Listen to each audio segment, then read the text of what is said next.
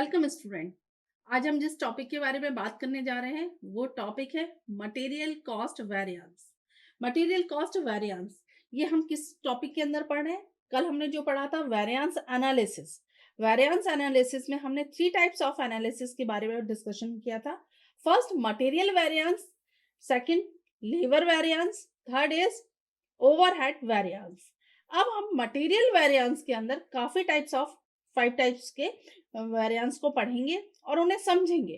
तो उससे पहले मैं एक क्वेश्चन आपसे करना चाहती हूँ कि हम वेरिएंस क्यों कैलकुलेट करते हैं और इसकी रिक्वायरमेंट क्यों है हमें।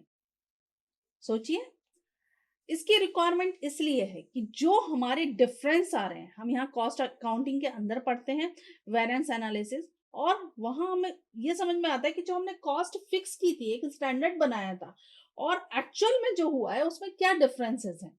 जो डिफरेंसेस कैलकुलेट करने के लिए हम वेरिएंस एनालिसिस को पढ़ते हैं। और मटेरियल कॉस्ट वेरिएंस बहुत इंपॉर्टेंट है। अगर मटेरियल वेरिएंस को हम नहीं पढ़ेंगे तो हमें ये नहीं पता चल पाएगा कि हमारे मटेरियल के में क्या डिफरेंसेस है। हमने स्टैंडर्ड जो सेट किया था और जो हमने एक्चुअल परफॉर्मेंस की है अपने बिजनेस के अंदर, उसमें क्या डिफरेंस है, उसको हम कैलकुलेट करने के लिए हम ये सारे वेरिएंस को पढ़ते हैं। और ये बहुत इंपॉर्टेंट हो जाता है क्योंकि किसी भी प्रोडक्शन में मटेरियल एक इंपॉर्टेंट रोल प्ले करता है। जो कॉस्ट रॉ मटेरियल की होगी उसके अकॉर्डिंग ही हम प्रोडक्ट की कॉस्ट को मेजर कर सकते हैं। क्योंकि अगर हम रॉ मटेरियल बहुत ज्यादा कॉस्टली परचेस कर लेंगे या हमारे कॉस्ट इंक्रीज हो गई तो क्या हम अपने प्रोडक्ट को कम प्राइस में बेच सकते हैं? नहीं बेच सकते। क्यों? जब तक कॉस्ट मिनिमाइज नहीं होगी तो हमारा प्रॉफिट मैक्सिमाइज नहीं होगा। और बिजनेस का ऑब्जेक्टिव ही है कि हम अपने प्रॉफिट को मैक्सिमाइज कर पाए। तो ये बहुत इंपॉर्टेंट टूल है। जिस तरीके से हमने बजट कंट्रोल एक टूल लिया था, वैसे ही सेकंड इंपॉर्टेंट टूल है कॉस्ट अकाउंटिंग, जिसमें ये वेरिएंस एनालिसिस हम पढ़ रहे हैं। Now we start material cost variance. Material cost variance क्या होता है? मटेरियल कॉस्ट वेरिएंस मतलब मटेरियल मतलब कोई भी रॉ मटेरियल या मटेरियल जिससे आप प्रोडक्शन कर रहे हैं। कॉस्ट मतलब उसकी प्राइस क्या हुई है, आपने उसको किस कॉस्ट पर उठाया है। और वेरिएंस मतलब क्या डिफरेंस आ रहे हैं। ठीक है, इसके लिए कॉस्ट वेरिएंस कैलकुलेट करने के लिए फॉर्मूला होता है हमारा standard cost minus actual cost. Standard cost जो हमने प्री डिटरमाइंड की हुई है, फिक्स की हुई है, वो हमारी क्या हो गई? स्टैंडर्ड कॉस्ट हो गई। और वो स्टैंडर्ड कॉस्ट को हम माइनस करते हैं हमारी एक्चुअल कॉस्ट से। क्लियर? इसको हम दो सेकंड तरीके से और पढ़ सकते हैं। जो हमारा मटेरियल कॉस्ट वेरिएंस है वो होता है standard quantity into standard price. मतलब हमने क्या स्टैंडर्ड क्वांटिटी फिक्स कर रखी है और हमारा क्या उसकी प्राइस हो गई। एक्चुअल क्वांटिटी मतलब जो हमने स्टैंडर्ड फिक्स किया था और जो हमारी एक्चुअल क्वांटिटी आई उसमें डिफरेंस होगा डेफिनेटली। तो वो हम देखेंगे यहाँ पर। और एक्चुअल प्राइस की एक्चुअल प्राइस, अब फॉर एग्जांपल आपने आप सोच रखा है कि मैं इस कोई भी आइटम या मोबाइल फोन अपना एक 10,000 का लूंगा। अब जब आप लेने के लिए शुरू करते हैं, सर्च करते हैं, तो आपको कोई 12,000 का पसंद आता है। तो आपके क्या हुआ कि आपने क्या सोचा था कि 10,000 स्टैंडर्ड कॉस्ट क्या होगी आपकी 10,000, और एक्चुअल में वो 12,000 का आया।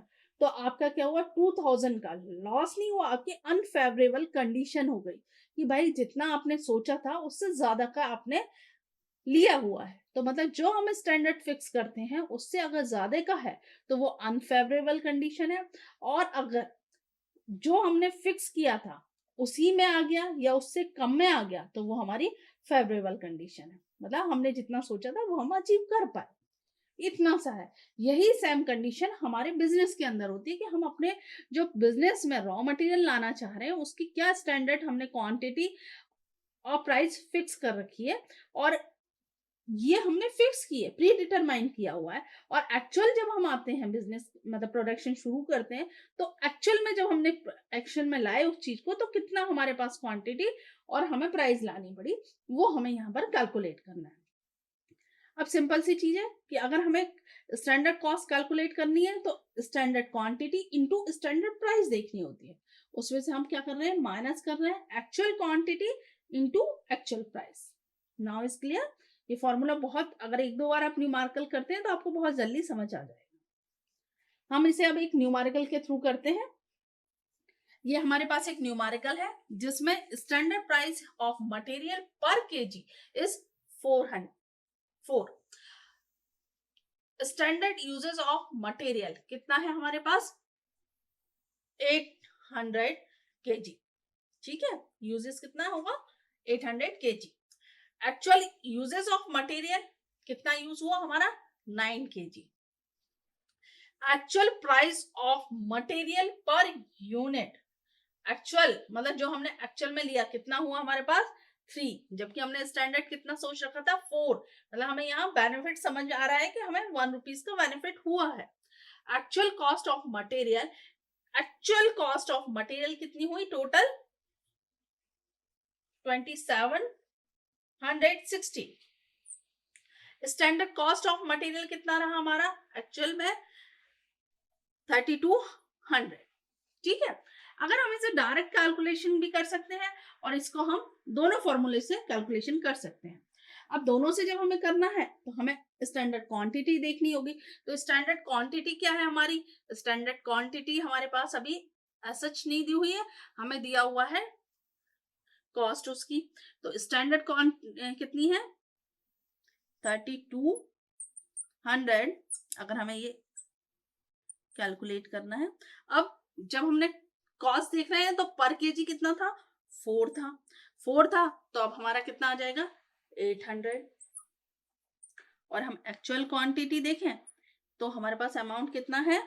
2760 और प्राइस कितनी है? 3 है। तो इससे हमारे पास कितना आएगा?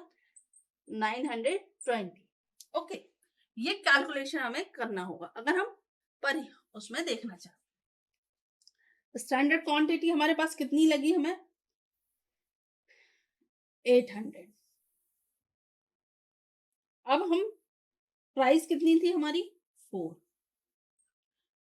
एक्चुअल क्वांटिटी हमें कितनी लगी? 920 और प्राइस कितनी थी हमारी? 3। हम इसको अगर कैलकुलेट करते हैं तो 440 हमारा आएगा। माइनस में नहीं है तो क्या हुआ? ये हमारी फेवरेबल कंडीशन पे। ओके, अब अगर यही हम शॉर्ट फॉर्म में भी निकाल सकते थे cost of material cost of variance के थ्रू। हमारे पास कितना था स्टैंडर्ड कॉस्ट? स्टैंडर्ड कॉस्ट था हमारे पास 3200 माइनस 2760।